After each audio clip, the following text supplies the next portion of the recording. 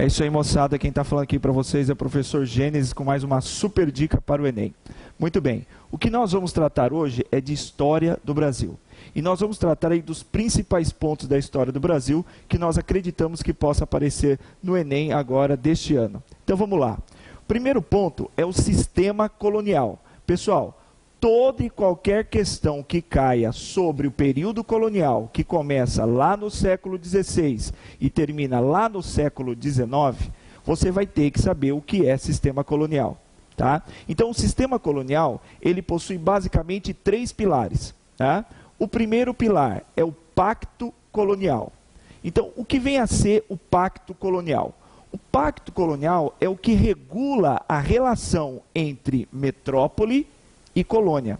Conforme vocês podem ver aqui no quadro, nós temos de um lado a colônia e do outro lado a metrópole.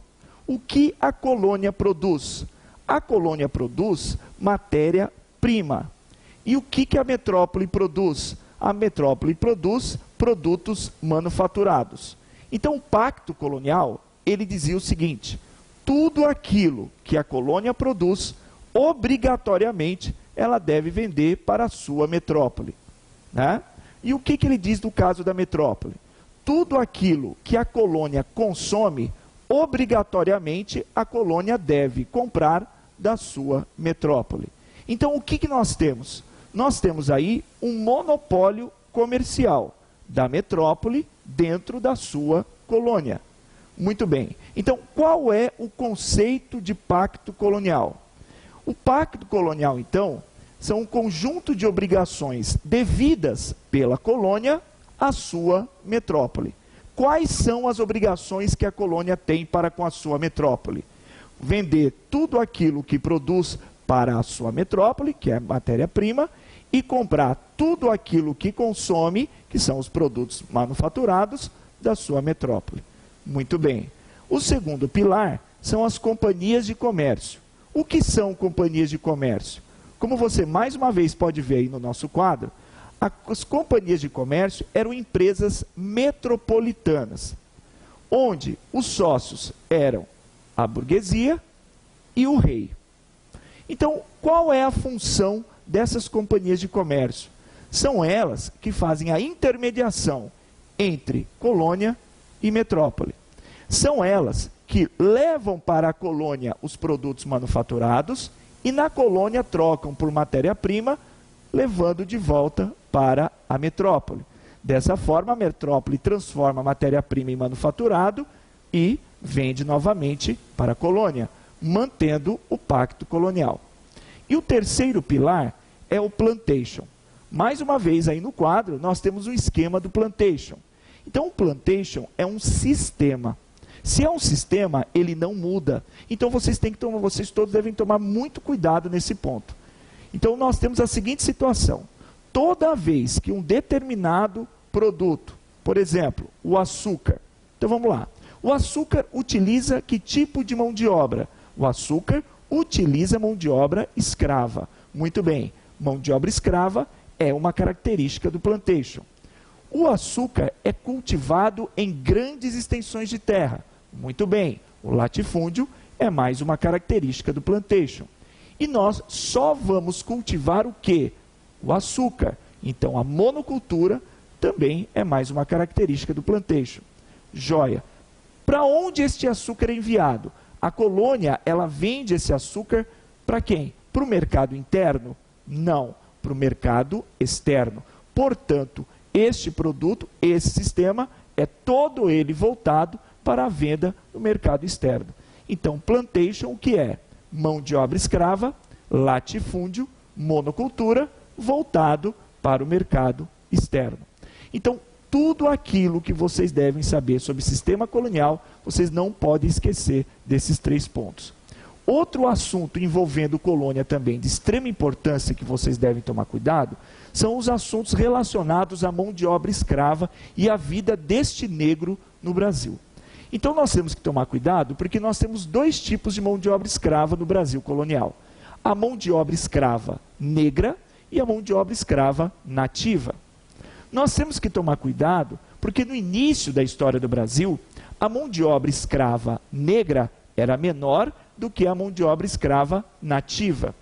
Mas conforme o passar do tempo, a mão de obra escrava negra foi aumentando em número e a mão de obra escrava nativa diminuindo. Muito bem. Qual era a forma que estes indivíduos encontravam para se rebelar, para resistir, né? Para uma forma de tentar conter, uma forma de tentar se defender da escravidão? Então, a forma que eles tinham de reagir à escravidão eram várias. Uma delas era manter as tradições do seu povo, como língua, alimentação, né? Os costumes básicos do povo, religião, né? Outras formas eram se automutilando, cometendo suicídio. Então, eles preferiam, no caso, perder partes do corpo e não servir para mais nada, do que se manter escravo, ou então acabar tirando a própria vida. Então vamos ficar esperto nesses pontos sobre o período colonial. Muito bem, agora vamos falar sobre o período imperial. O que do período imperial pode aparecer? Olha só, nós acreditamos bastante que do período colonial possa aparecer dois assuntos. O primeiro assunto é sobre a questão da formação do Estado brasileiro. Então, quando o Brasil conquistou a sua independência, e a gente tem que tomar cuidado, porque o processo de independência do Brasil começa com a abertura dos portos em 1808, porque aquele pacto colonial que nós vimos anteriormente, era ele que definia a relação de metrópole e colônia. Se em 1808 não existe mais essa relação, porque foi quebrado o pacto colonial através da abertura dos portos, o Brasil não é mais colônia. Então inicia aí o processo de independência. Esse processo de independência, ele se finda em 1825. Por que não em 1822, professor? Porque em 1822 nós vamos ter o Grito do Ipiranga, no dia 7 de setembro, que é uma data comemorativa. A data real da independência do Brasil é em 1825. Por quê? Porque foi em agosto de 1825 que a coroa portuguesa reconheceu a independência do Brasil, com a ajuda da Inglaterra, certo? Então, a partir daí, nós vamos ter a formação do Estado brasileiro. Surge o Estado brasileiro. Nós vamos ter, nesse primeiro momento, a primeira Constituição do Brasil, que é a Constituição de 1824. Nós não podemos esquecer que nesta Constituição nós tínhamos alguns pontos importantes, como, por exemplo, a questão, né, do sufrágio censitário. Pessoal, o que é sufrágio? Sufrágio é direito de voto. E sufrágio censitário quer dizer que os indivíduos só podem votar e só podem participar do processo eleitoral se tiver uma determinada renda. Muito bem. Outro ponto importante desta Constituição era a relação da Igreja com o Estado. A Igreja e o Estado, no período imperial, eram unidos. E a relação tinha o nome beneplácito e padroado. Como funcionava isso? Tudo aquilo que a Igreja necessitava, construção de igrejas, reforma, alimentação do clero, era o Estado que fornecia. Do contrário, a Igreja, no Brasil, deveria obedecer o imperador brasileiro e deveria ser responsável por alguns pontos, que era registro de nascimento, registro de casamento, registro de óbito e o sepultamento das pessoas. Muito bem. Ainda nessa Constituição de 1824, nós temos um ponto bastante importante, que é a questão do quarto poder. Nós tínhamos o poder executivo, legislativo, judiciário, e nós tínhamos um quarto poder, que era o poder moderador. Este poder moderador foi a institucionalização, a legalização do poder absolutista. Dom Pedro cria o poder moderador, este poder só poderia ser exercido por ele, e dessa forma ele conseguia dominar os outros três poderes. Ou seja, a própria Constituição dizia que o imperador, que exercia o poder moderador, estava acima dos outros três poderes. Nós temos, de certa forma, aí um poder absolutista. Uma data importante que nós não podemos esquecer, 7 de abril de 1831. É justamente nessa data que nós temos a abdicação de Dom Pedro I. Ele abre mão do trono para o seu filho, o futuro Dom Pedro II, que neste momento Por ser menor de idade, a própria Constituição dizia que seriam instaladas as regências. Então, esse período regencial começa em 1831, termina em 1840, né, com a coroação de Dom Pedro II, que assume o poder através de um golpe, o golpe da maioridade. Nós não podemos esquecer que o golpe da maioridade foi dado pelos liberais. Quem eram os liberais? Os liberais eram os brasileiros e fazendeiros. Quem eram os conservadores? Os portugueses, comerciantes. Não se esqueçam disso. É óbvio que a prova do Enem, ela não vai perguntar para você quem eram os liberais e quem eram os conservadores. Mas ao saber que toda vez que você vê liberal, você pensa em brasileiro e fazendeiro, você vê conservador, você lembra dos portugueses comerciantes, vocês podem conseguir se sair muito bem em algumas alternativas. Joia. Neste segundo reinado, tomem muito cuidado com a Guerra do Paraguai. Por quê? Está muito recente na mídia a questão da abertura dos documentos secretos da República do Brasil, da história do Brasil. E no meio desses documentos secretos, nós temos aí a questão da Guerra do Paraguai. Então, essa Guerra do Paraguai, ela possui várias versões sobre esse conflito, né? E a versão mais conhecida é a versão que a Inglaterra foi a grande causadora da guerra do conflito, porque instigou o Brasil, a Argentina e o Uruguai, formando a Tríplice Aliança para destruir o Paraguai, que era considerado o único país semi-industrializado da América do Sul. Então, muitos questionam esta teoria. Então, esses documentos que podem aparecer a qualquer momento, eles podem aí revelar vários assuntos referentes à Guerra do Paraguai. Mas o que é importante da Guerra do Paraguai, e ninguém discute, é o seguinte: qual é o motivo principal da guerra? O motivo principal da guerra é a questão da navegabilidade, ou seja, a questão da utilização dos rios da Bacia Platina. Por quê? Esses rios da Bacia Platina era a principal rota, né, de transporte de passageiros e de mercadorias. Então, quem dominava a Bacia Platina, esses rios, dominava o comércio de toda a região. Quando o Paraguai fecha o rio Paraguai, atrapalhando todo o comércio da região, a Inglaterra começa a perder muito dinheiro. E por aí inicia a guerra. Ok. Outro ponto, né, é a Constituição de 1891. Nós vamos ter a proclamação da República em 1889, a formação do Estado republicano e, rapidamente, nós vamos ter aí a convocação de uma Assembleia Nacional Constituinte e nós vamos ter a primeira Constituição republicana.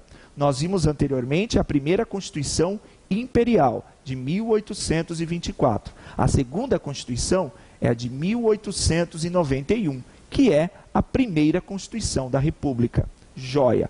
Quais características você não pode esquecer desta Constituição? Então, olha só, sufrágio. De novo, lembrando aí, o que é sufrágio mesmo? Direito de voto. O sufrágio, ele vai mudar.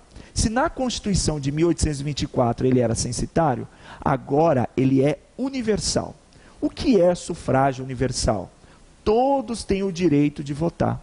Você vai falar assim, peraí, mas todos mesmo tinham o direito de votar? Não. Nós tínhamos algumas exceções. Como você pode ver mais uma vez no nosso quadro, nós tínhamos as seguintes exceções. Quem não podia votar? Mendigos não podiam votar. Mulheres não podiam votar. Soldados não podiam votar. Religiosos não podiam votar. Analfabetos também não. E os menores de 21 também não. Então, percebam vocês que basicamente ninguém podia votar.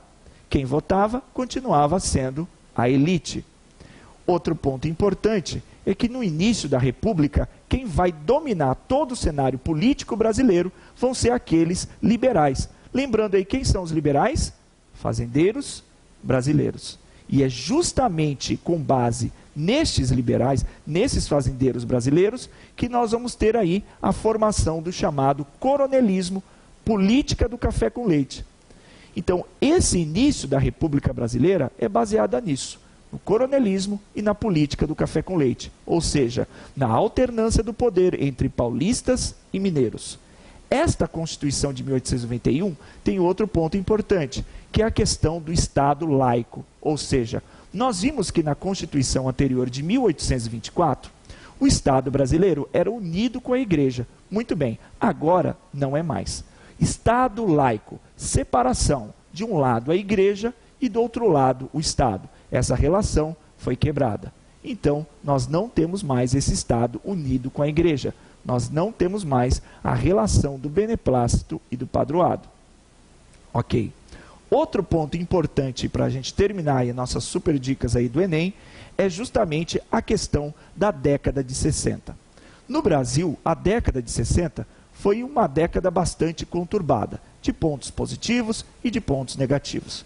Nós vamos ter aí a questão da eleição de Juscelino Kubitschek, né, com sua plataforma dos 50 anos em 5, a ideia de desenvolver o Brasil em 5 anos, aquilo que normalmente demoraria 50, a construção de Brasília e sua fundação no dia 21 de abril de 1960, lembrando que a data foi escolhida porque é uma data importante para os mineiros e JK era mineiro.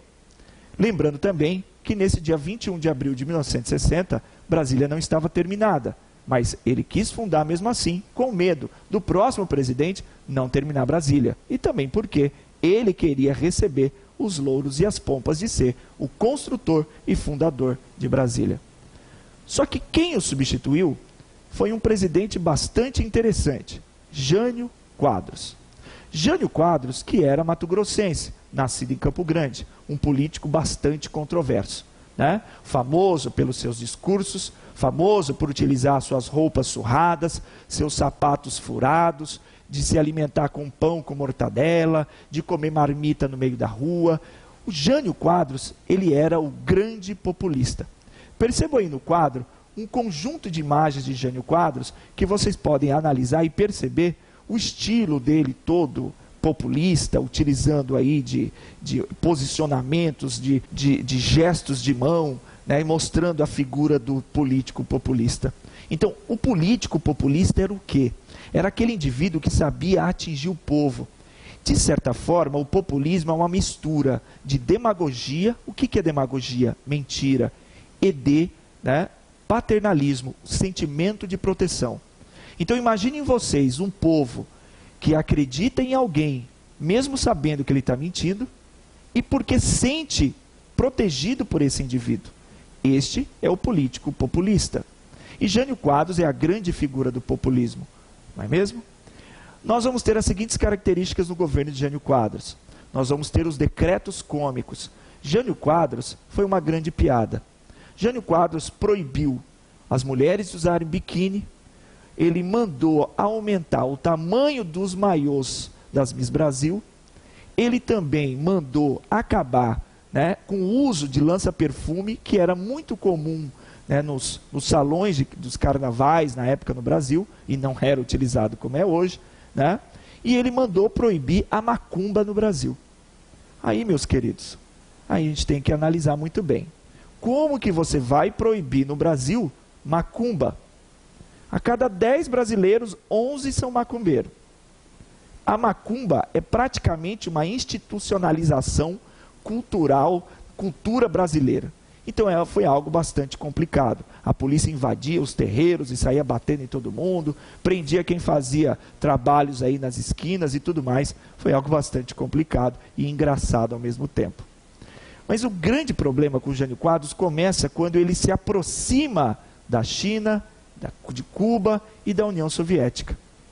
Em plena Guerra Fria, um presidente, né, conservador, ele se aproxima desses países que na época eram considerados comunistas, porque na verdade são socialistas. Ele condecora Che Guevara com a Ordem do Cruzeiro do Sul. O Che Guevara, que na época era considerado um terrorista, o homem mais procurado do mundo.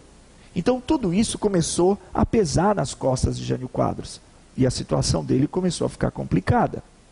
Muito bem, em agosto de 1961, Jânio Quadros renuncia, acreditando ele que receberia o apoio da população, que não deixaria, né, que ele largasse o governo. Ele acreditava então que ia voltar ao poder nos braços do povo. Não voltou. Quem deveria assumir então? O seu vice, João Goulart. João Goulart, que foi pupilo de Getúlio Vargas, a grande promessa de Getúlio Vargas, mas que quando Jânio Quadros renuncia, estava na China. Os militares no Brasil vão ficar surpresos com a ida do vice para a China e não vão querer aceitar nem a volta dele e muito menos que ele voltasse como presidente da República. É justamente aí que nós vamos ter o aparecimento de uma figura extremamente importante, que era o governador do Rio Grande do Sul. Qual que é o nome dele? Leonel Brizola. O Leonel Brizola vai iniciar a chamada Campanha da Legalidade. A Campanha da Legalidade, que ocorre em 1961, ela vai ter o seguinte objetivo: ele vai passar praticamente todos os estados brasileiros procurando apoio para que o vice de Jânio Quadros, João Goulart, assumisse o poder. Ele foi ameaçado várias vezes e dizem aí, a boca pequena, que ele, ameaçado pelos militares, foi para cima dos militares dizendo que se os militares tentassem derrubá-lo, que ele ia implodir todas as rodovias que ligassem o Rio Grande do Sul, os portos e aeroportos, e que os militares não iam conseguir derrubá-lo. Como os militares não esperavam tanta coragem assim por parte do Leonel Brizola, considerado louco por muita gente, os militares acabaram cedendo, os grupos políticos, e acabaram aceitando a volta de João Goulart, só que não como presidente, com os seus plenos poderes, e sim como presidente em um regime parlamentarista. Ou seja, quem governaria realmente era o primeiro-ministro. Nesse período pequeno de 1961 a 1963, que foi o período onde nós tivemos aí o regime parlamentarista, nós tivemos 3 primeiros ministros: Tancredo Neves, Brochado da Rocha e Hermes de Lima. Esses 3 primeiros ministros governaram o Brasil. Quem ficou por mais tempo foi Tancredo Neves. E neste caso, João Goulart como presidente era basicamente uma figura decorativa. Mas, como já era previsto, em 1963, nós teríamos aí um plebiscito, onde seria decidido a volta do presidencialismo ou a manutenção do parlamentarismo. E foi decidido o retorno do presidencialismo. João Goulart retorna como presidente com todos os seus poderes e nesse curto espaço de tempo de 63 para 64, nós vamos ter N problemas relacionados com o quê? Com as reformas de base praticamente impostas por João Goulart, onde ele queria mudar o sistema financeiro, o sistema educacional, ele colocou no meio disso reforma agrária. E no chamado Comício dos 300 mil, ele assina o decreto da reforma agrária, desapropriando terras que eram de propriedade da elite brasileira. Essa elite não aceita, e apoiada pelos militares e pela igreja, eles iniciam outro movimento chamado Marcha da Família com Deus pela Liberdade. Vejam só, marcha, os militares, da família, é coisa conservadora, da burguesia, das elites, da família, com Deus, a igreja, pela liberdade, é coisa da burguesia, liberdade de poder ter propriedade. Então, com base nesse movimento, com base nessa marcha promovida pelas elites e pelos militares, os militares dão o golpe militar em abril de 1964, iniciando assim os regimes militares. Fiquem bastante espertos então com esses assuntos e com essas super dicas dadas aí pela Fato para o Enem deste ano. Um abraço para todo mundo, fé, bastante tranquilidade que você vai conquistar essa vaga. Tchau, tchau.